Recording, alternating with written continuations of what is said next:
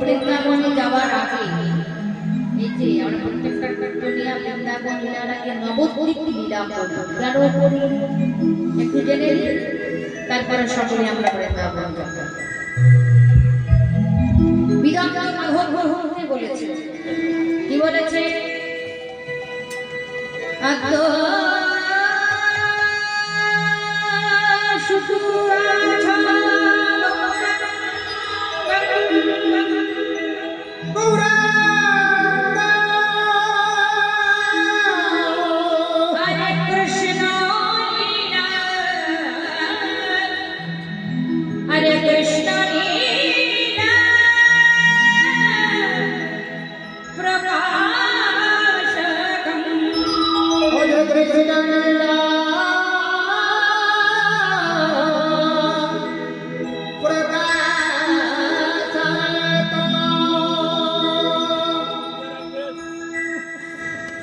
বলছে আতো শুধু আছো গৌরাঙ্গ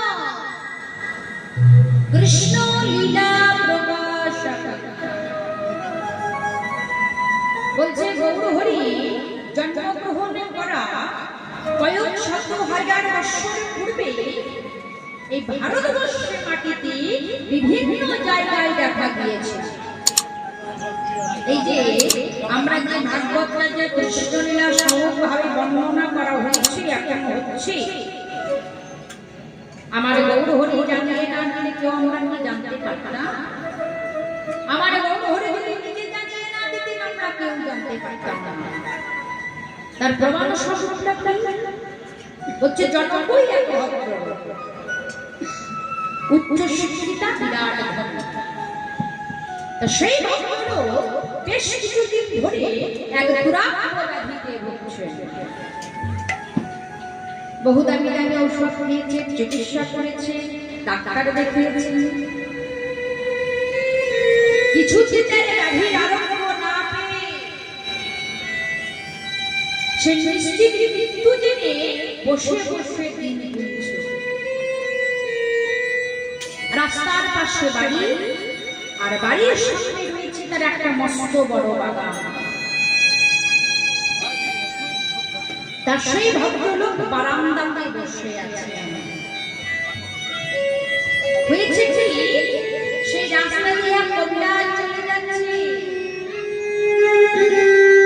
তা সে কবিরাজের সঙ্গে দেখা হতে সে কবিরাজ নিজে সে ভদ্রলোককে বললেন, বাবু ভালো আছে? তা সে ভদ্রলোক নিজের কথার মাধ্যমে তার ব্যাধির কথা সে কবিরাজকে বললেন।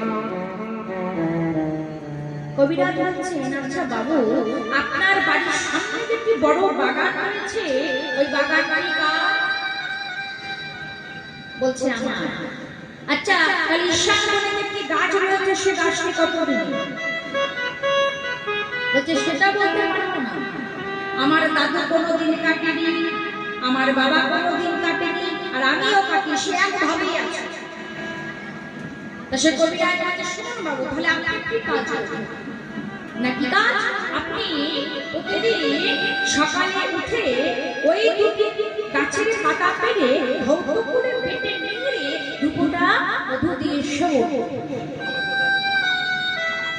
আশা করি আপনার ব্যাধির উপশম হবে। সে ভদ্রলোক এসে বলছে, কবিরাজ তুমি আমাকে কি করতে বলছো? শেষে গাছের পাতার রস বলছো?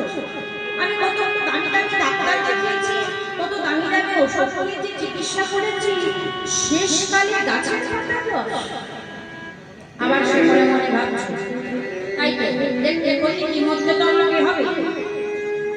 তা সেই ভদ্রলোক কবিরাজের কথা মতো বেশ কিছুদিন সে গাছের পাতার রস পেয়ে যাবে।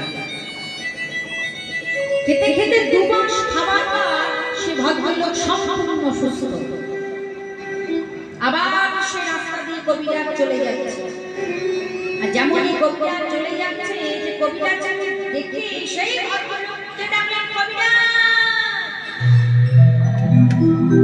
কবিরাজ, ও কবিরাজ, শোনো শোনো, দেখো আমারই বাগান, আর আমারই বাগানের গাছ, আর সেই গাছের পাতা রসের এত গুণ, তুমি যদি জানিয়ে না দিতে আমি কিন্তু জানতে পারতাম না।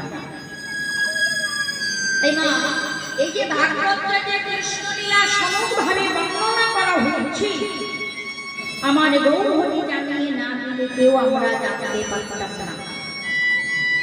আচ্ছা, বলছে যে ভব ব্যাধি, তাহলে ভব ব্যাধিটা কি?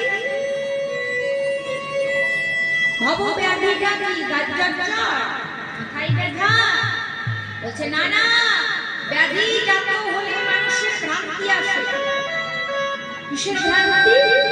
যেটা সত্য সেটা আমরা মিথ্যা বলে থাকি, আর যেটা মিথ্যা সেটা চরম সত্য বলে আমরা ধরে থাকি।